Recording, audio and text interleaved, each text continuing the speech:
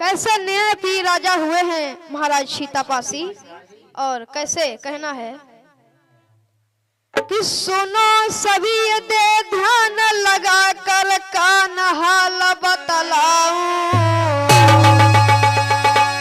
और प्रजा में ना कोई कलेश रे सुनियो दादा हमारी।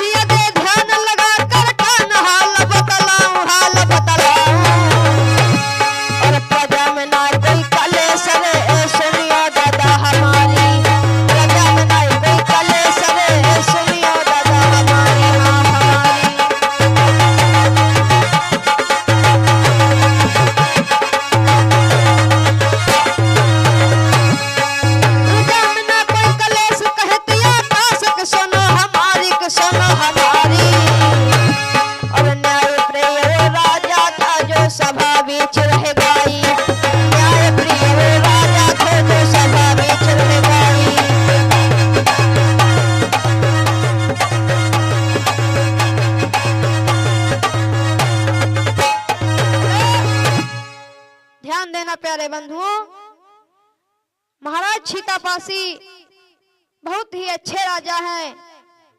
प्रजा को पुत्र के समान मानते हैं और प्रजा भी राजा को पिता के समान मानती है। और महाराज सीतापासी की वीरता कितनी थी भैया। अरे गज भर सीना, अरे हेरे राजा को 7.5 हाथ को